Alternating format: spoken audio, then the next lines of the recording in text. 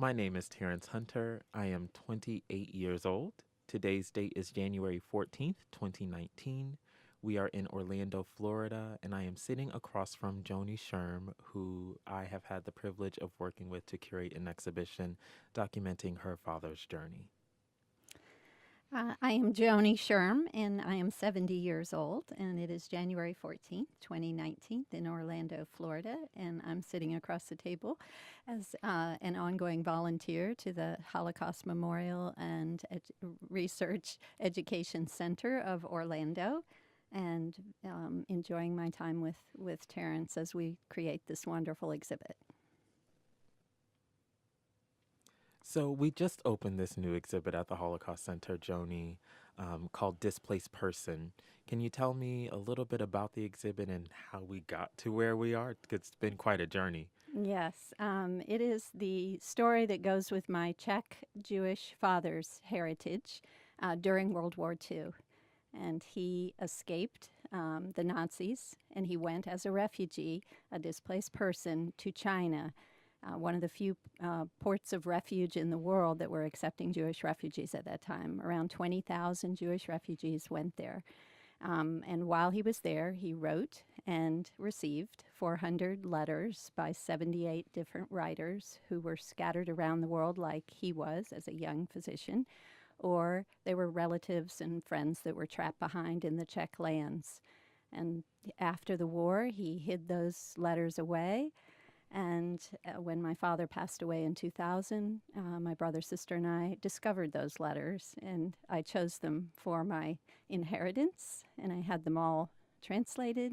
And that is really the heart of what this exhibit is about. It's the story of one person who was displaced, but it's a universal, timeless story, and it brings with it modern relevance for today of how you feel when that happens to you. Describe the moment when you found this box of letters. How did you feel? I was already very much interested in my father's history. I had done 7 hours of interviews with him some 15 years earlier, and I thought I knew my father really well. But when I saw these letters, and they were mostly in Czech, there were a few in English and some in German, but mostly in Czech, originally I couldn't read them. But I knew immediately that it was something very special, because there just aren't letter collections with like this size and that many people writing Mm-hmm. each other. So I knew it was some jewel for the world to know, and I had to wait 8 years to retire from I'd been in the business of engineering for 35 years. So I had this as my mission to find out what they said. So the way I felt about the letters really became evident in 2008 when I started learning what they said to us. 400 letters from 78 letter writers. How long did it take they were mostly in Czech, so how long did it take to have them all translated? It took about 2 years, really. I engaged at the total of 14 translators, most of them Czech, but only two of those translators did the majority of work. They did over 200 letters. Of course, with translation, it's very difficult, and it Mm-hmm. really takes people that are very skilled in that. Also, to know the history behind it, because I was learning as these letters came about Jewish history, Czech history, Hungarian history, and then Chinese history, all and with culture that goes with it, and your understanding of it is made richer by the skill of the translator, really. So Mm-hmm. that was all happening over that 2 year period. What has been the most rewarding part of this journey? It's been rewarding on so many levels.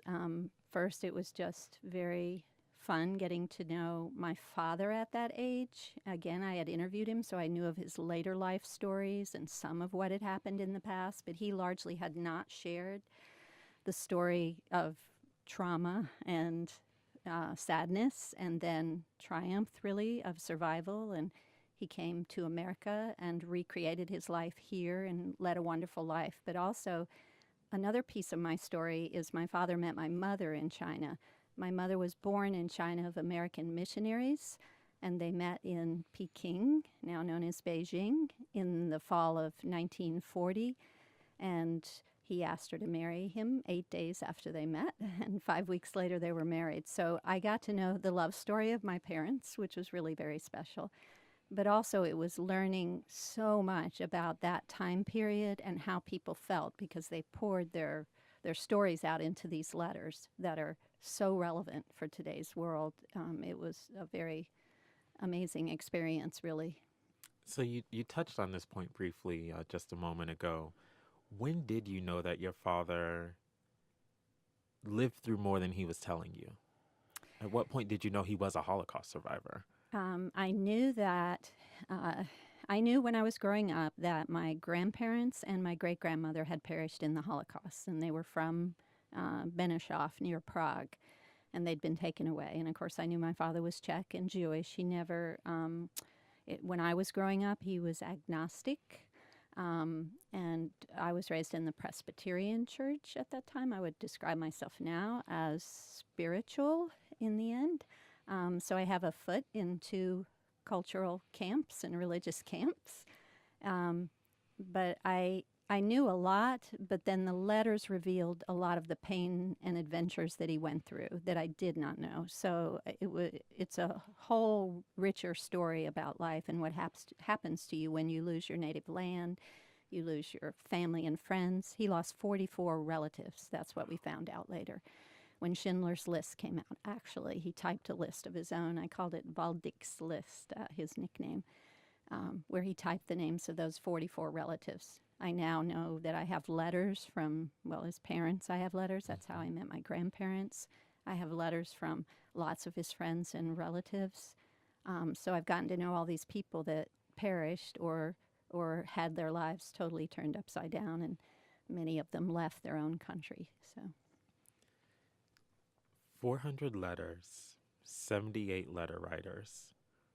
It's not like you just had the letters translated and left it at that. What was the process like after you had the letters translated and found out who they came from?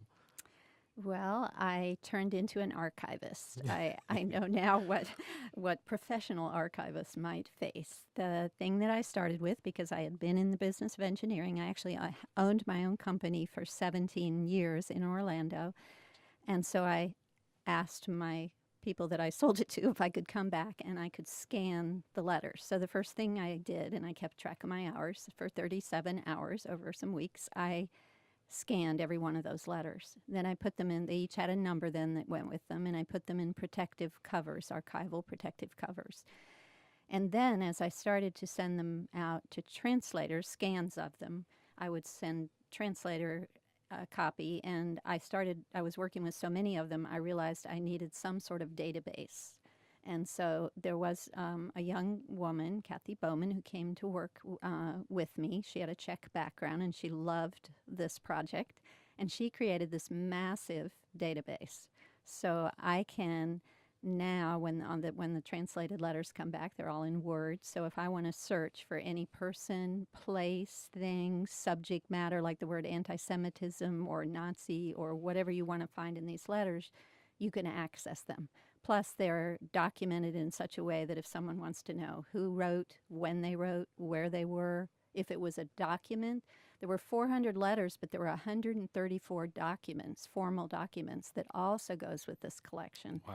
So some of it was when my father was trying to rescue his parents and bring them from Prague to China with him. He went through an official agency that was a Jewish agency in China as an example. So I have documents like that. I have documents, that deal with his medical experience in China. He had to get licenses. He took lessons in the language school in Peking to learn enough Chinese so that he could take care of Chinese people. And so a lot of it is documents in addition to letters. Fantastic. The theme of immigration and refugees and displacement and forced displacement especially are important to you. Can you tell me why that is? Well, I always felt like my father lost so much. I mean, in addition to losing his family in the Holocaust, he lost his country, his culture. He at one point with my mother wanted to return to Czechoslovakia at that time, and the communists took it over. So he was kind of, and also in China, they talked about going back to China and opening a charity hospital and a school. It's referenced in the letters, but then the communists took over China and they weren't able to go back. So my father's displacement was very deep.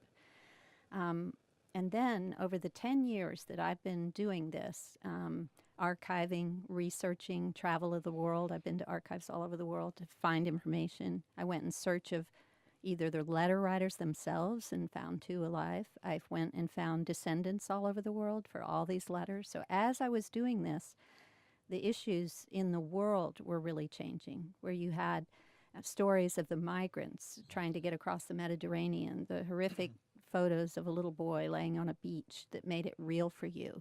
Then the issues at our own border, our own border with Mexico, what was going on, and the voices just started speaking to me saying, it's no different than what happened to us. So I really began to see that this has a very large universal message for everybody, and it reminds us that we're all responsible for each other. So it had a greater good kind of atmosphere that it needed to go into. And that's why I'm so happy with the exhibit at the Holocaust Center, because I really believe that when people start reading copies of the letters, they start seeing what was lost by so many, and they understand the sayings are the same things. It's hard to, you don't speak the language, your profession can't continue, you've lost pieces of your family, you don't know what your identity is anymore. All of those things happen every day around the world. So it's a story that is timeless. Tell me a little bit about your father's journey. So he served in the Czech army from 1937 to 1939, um, and then he left. He left the Czech lands and he started in Shanghai. He didn't stay there though. But tell me about the journey from the Czech lands to Shanghai.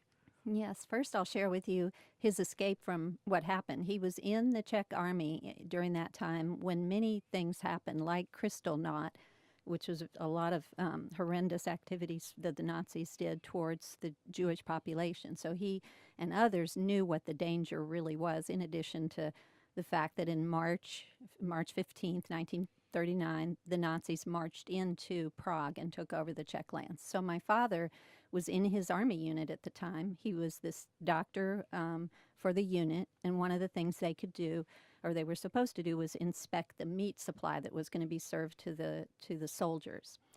So in the next 2 weeks after the Nazis came in, they took over his unit. And my father stayed for another 2 weeks, and then he really just wanted to leave. So how could he leave? So he decided that he would write an order to allow him to go outside this camp where they were being held to inspect the meat. So he wrote the order in Czech, knowing that the Germans really don't read Czech. He put stamps all over it because he said the Nazis love fancy stamps. And he got his driver that would drive him around as a doctor and said, "Do you want to leave?" And he said, "Of course I do." So he said, "Go get the car." They got the car, came out, and they stopped at the gate. The Nazis and the Nazi officer there stopped them, asked them for the order. He handed him the order. He said he knew that they couldn't read it. The German gave it back to him and said, "Can you read this?" My father said, "I could have read it without looking at it, but I read it." And the man looked at it and saluted and said, "You may go. All's in order." So that was how he first escaped. Now he was in great danger for his life because he was, not officially allowed to leave, but he made his way back to Prague. And when he got back to Prague, he tried to convince his parents that they should leave. Well, his father had been in World War I, and he had seen the worst of war. And also the Czechs had been under Austria-Hungary for 300 years, and they came out of that. So I think the feeling was, they were of an age in their 50s that they would just wait it out. So their son managed to get some legal and some black market documents to be able to allow him to leave. So my father left in May in May 21st is when he said his last goodbye at the railroad station in Prague to his parents. He didn't know he wouldn't see them again. He actually wrote a little journal entry that I have about that moment when he left and how he felt about it. He went then on a ship through the Mediterranean, and he ended up in first Hong Kong, and he tried to get a job in Hong Kong, and he couldn't, nobody would hire him. And he went on to Shanghai, which was the port that at that moment had a very large number of Jewish refugees who were coming there. Most of them destitute, because it wasn't like you could bring money with you, and you were, the Nazis were confiscating money. So most of the people there were very, destitute, but they did set up housing. I have a little piece from a letter that my father wrote where he described sort of how it was there. I could read that if you would, if please. you want me to. Let me find it here. Uh-oh.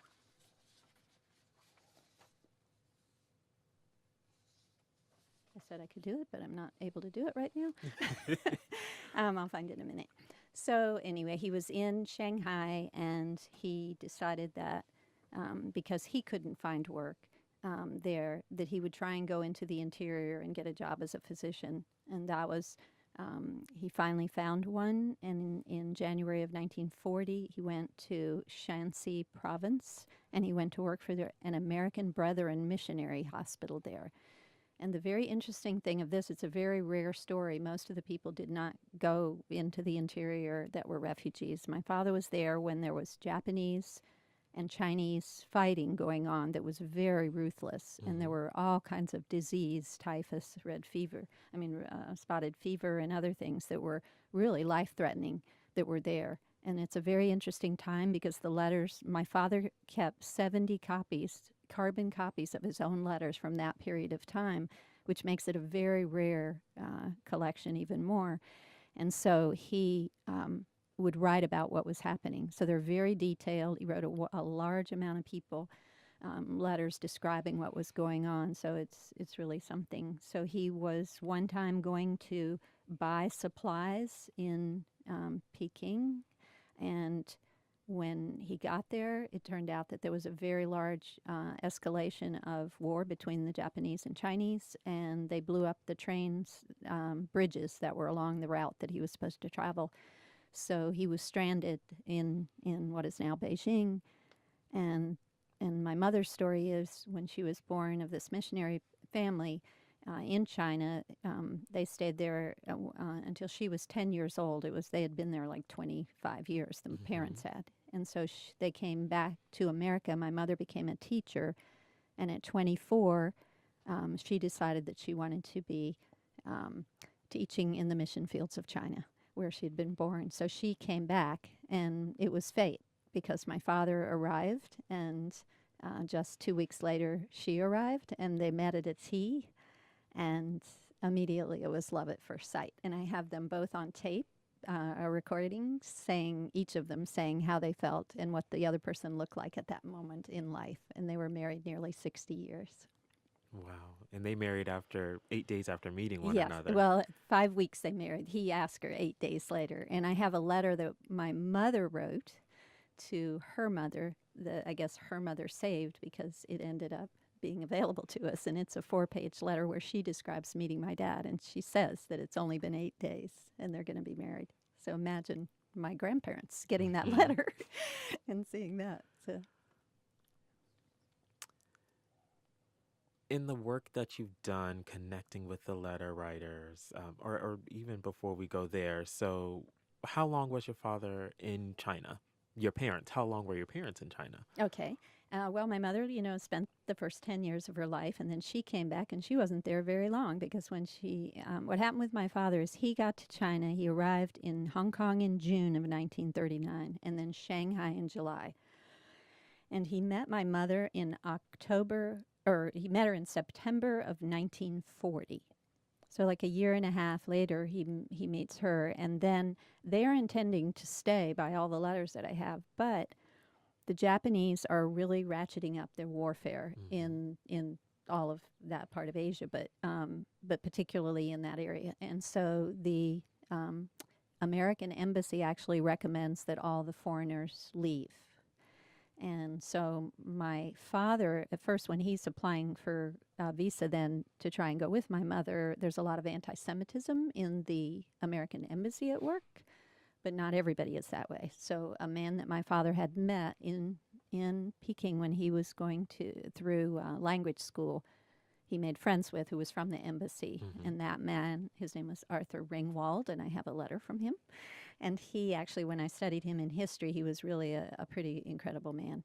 And he actually helped my father get that visa so they could leave. So they left from Shanghai Harbor in February of 1941. So that's their story of how long they were in China. And so they left China and went to Long Beach, California, Correct. initially, before ultimately relocating here to Florida. Right. What did your dad do here? Okay. By the time he made it here, a lot of things have happened in his life. Like I said, they wanted to go back to either Czechoslovakia or China, and they weren't able to do that. After the war, 1946 to 47, my father was a physician that volunteered for the United Nations Relief and Rehabilitation Authority, and that was the largest relief act, I think, still to this day in the world. And my father went back to China for a year and was helping rebuild hospitals and reconstruct what needed to happen there for the Chinese. So then they lived, when the communists took over, then he came back and they lived in New York for a while. Then there was a really bad winter, I've researched and found out. And my father always said that he looked in an American medicine that's called JAMA magazine, and he saw a job that was in Chattahoochee, Florida, to be a doctor at the state mental hospital called the Florida State Hospital. So they first went there, and that's where I was born, the only person admitted by birth into that hospital in December of 1948. And then they later he took a job. He heard from a friend that there were a real need for doctors in Brevard County. And so they moved to Melbourne. We moved to Melbourne Beach and then into Atlantic. So he was a family doctor. 1 year supposedly delivered about 200 babies. But the life that I saw my father lead there was one of helping humanity. So I know that he treated a lot of people with no charge. I worked in his office in the summers. I saw that. He donated his time to start. And when he retired from his medical practice, he volunteered at Florida Institute of Technology and became the campus doc. He set up the whole program, and for 10 years he worked with no salary, and the school ended up putting it towards the medical program, the money they didn't pay him. And he and my mother also started an endowment in genetic engineering there.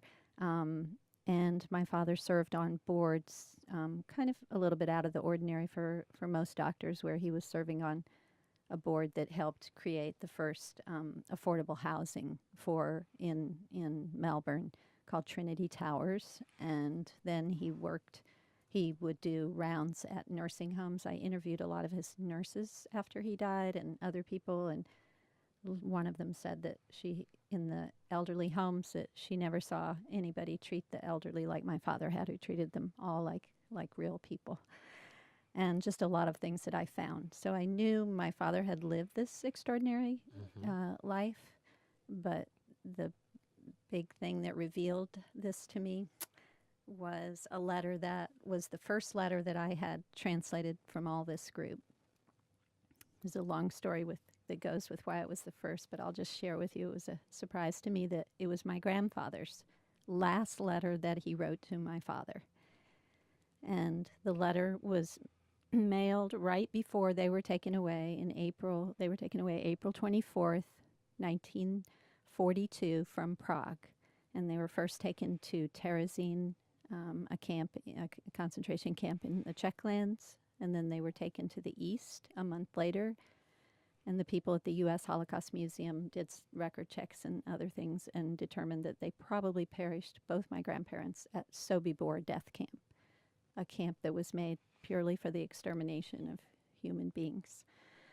And so what happened was my grandfather wrote a letter to my father, and he gave it to his sister, one of his sisters, who was in a mixed marriage, and they thought she wouldn't be taken away. So he left the letter with her. My parents, when they came back to the U.S., eventually, that first time, my father was trying to serve in the military, and he ended up being assigned as a doctor to British oil fields in South America, in Peru and Ecuador. And that's where he did his service for the war effort. And while he was there, right after the war ended, in August of 1945, I now know, because I have the letter, that my grandfather's sister, the only one that survived out of all the family, she wrote my father a letter, and in that letter, she included the last letter of my grandfather to my father. And she said that he gave it to her and said, "Do not open this unless I don't return." And by then, she knew that he wasn't returning. So my father got this letter in Ecuador, and that's when he learned, he knew it was a goodbye, but it was also making a wish. And the wish is at the heart of all that I do and what I try to do when I spread this message. He made a wish to my father that he not use his profession of curing to only garner wealth, but that he use it to help the suffering humanity. And when I read that wish, I knew that that was how my father lived his life, and that's how we all should lead our life. It's just that simple. We've been together recently. When you found out from another one of our local survivors, who treated who your father treated, rather, the impact that had on him. He remembers your father clearly, but that's not the first time that's happened. You've heard countless stories of people who your father treated when he was a doctor here. What does that mean to you? Seeing the impact today that your father still has on people. Well, it means to me that our lives are made of choices, and in this circumstance, like many others who are displaced or who are really in great threat and all of that, you decide what you're going to do with that. And my father decided that he would look at the light and go for the light and not the darkness. And I think it just says to me, it's part of banishing the darkness of the bad things around us, that people choose. And there's a saying that says that hardship often prepares ordinary people for extraordinary destinies. And that's what I think was my father's story. And that's what I feel like is my responsibility now, that I have to do the same thing. So I feel like I'm on an extraordinary journey now of life, and my destiny is to share all of this. So it's given me great purpose. But that's what I feel like it's really, that's what everybody can do. It's really taking care of humanity. So a portion of these stories and some of the letters, a small selection of the letters are documented in a book that you wrote called Adventures Against Their Will. Can you tell us a little bit about the title and also a little bit about the book? Yes, the title comes right out of a letter that my father wrote, where he is writing a friend who is a refugee in London at the time, and he's saying that not everyone can be in London like you. Some of us are out in the field, and we are adventurers and they are adventurers against their will. So I took it right out of his line, and that's what I saw them all as, because most of them, the people that I was choosing to feature, they all survived, and they all recreated their lives somewhere. Now, what I didn't know is what their story really was. I would have 6 letters from one person, 15 letters from another, and that sort of thing. And I had so many people that were writing letters. But along the way, at the very beginning, when the letters started coming in, I really became drawn to some of the people. So I chose 7 of those letter writers, and I went in search of them.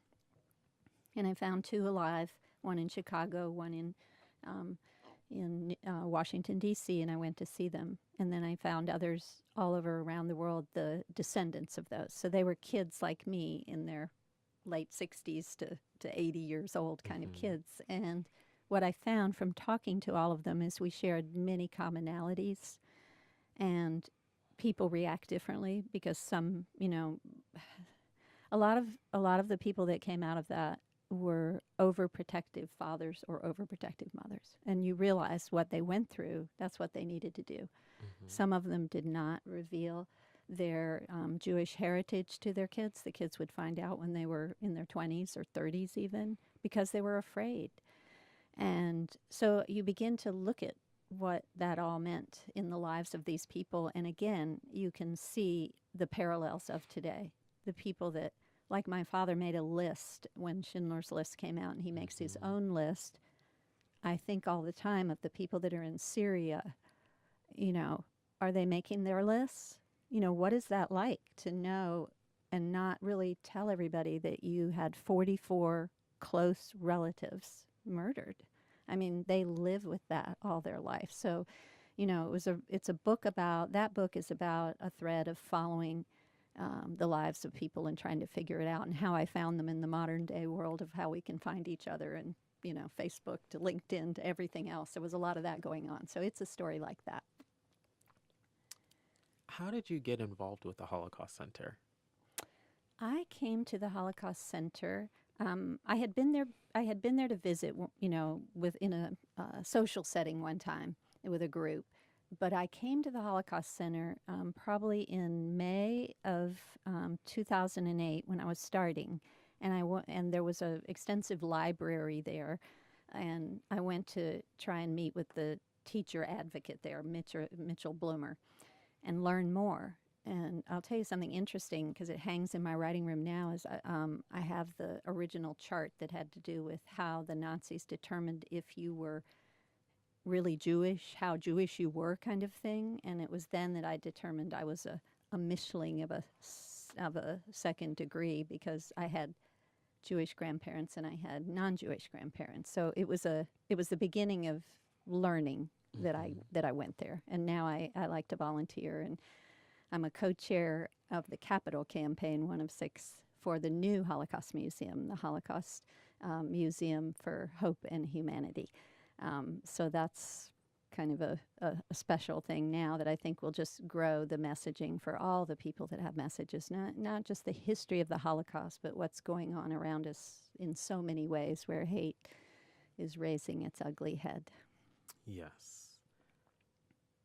There is a quote that you shared with me, and I am sure I will mess this name up, um, by Vaclav Havel. Vaclav? Vaclav Havel. Yes, he's the Yes. first president of the free Czechoslovakia after the war. And it says, hopefully, education and knowledge of history linked together with pure compassion and humanity will let us recognize the origins of old new dangers and tie down the demons of hatred and evil before they grow to overcome us again. And when I think of the Holocaust Center, and all of the work that we are all doing, and other like-minded organizations across the country, that's what I think of. We're on a mission to tie down the demons of hatred and evil before they can overcome us again. That is perfect. Um, I'm sorry. Um, yes. So one of the things that I appreciate most about your father's story, is that it's helping people to understand that Jews weren't the only targeted population during the time of the Holocaust, but also there were limited places, but still places that in ways that people could escape. And so I've heard people remark not only at the content of the letters and their applicability to today, but also just being astounded that Shanghai was a port of refuge, or the port of last resort, as it's been called by some. And so I really appreciate not only you sharing your story with us so that we can help others understand really the complexity. People often think about the Holocaust and go immediately to the final solution, but it's so much larger than that. And I appreciate being able to use this story of a local person to highlight that for people. Right.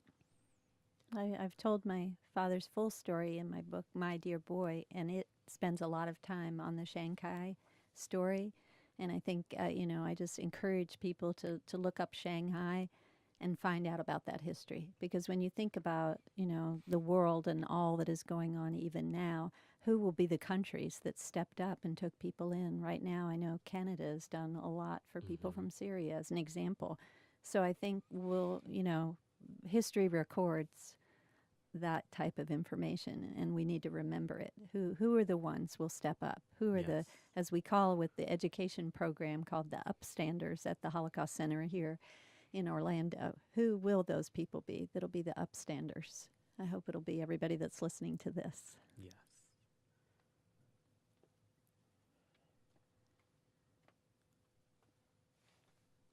Do you have any, are there any excerpts of letters that you would like to share with us? Yeah, there's one that I find interesting because it was written in August of 1940 to my father from an aunt that had made it to America. She was like a second cousin aunt. Anyway, she wrote my father, and she wrote about the anti-Semitic feelings that were going on in America.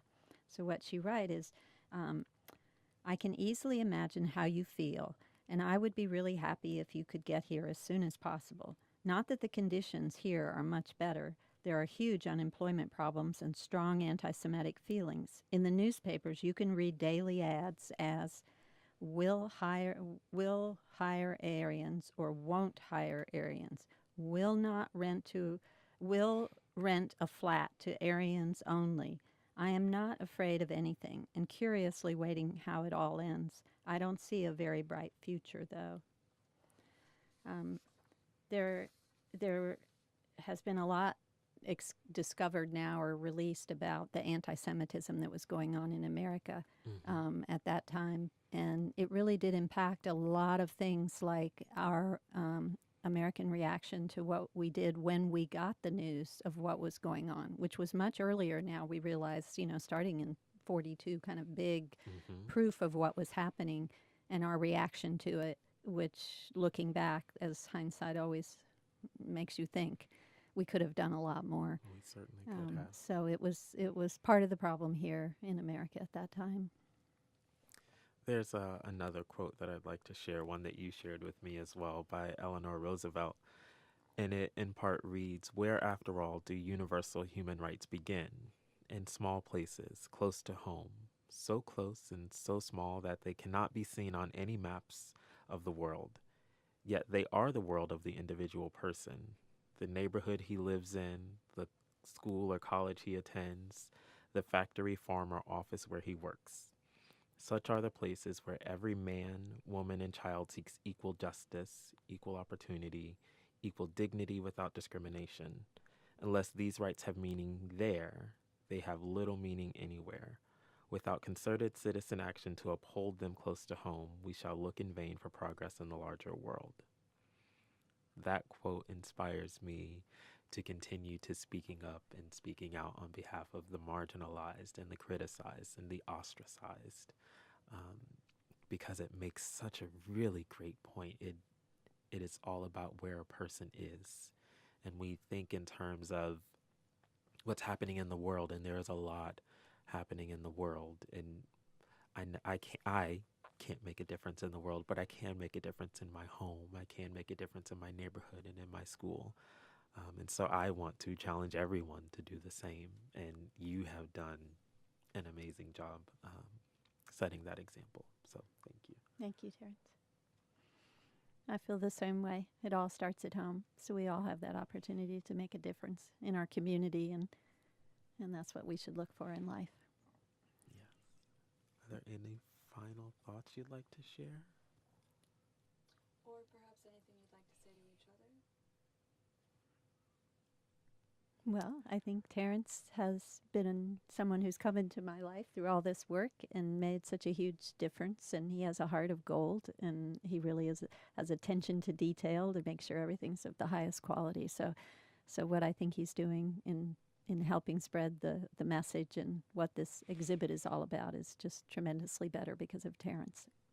And working with Joanie has been tremendous for me, seeing how she's interacted with her family history and people she's connected me to and things I have found out about my family history and things that my family has gone through. Um, it's been incredible. Yeah. It's Yeah. been very unexpected. Um, Thank you. We're lucky.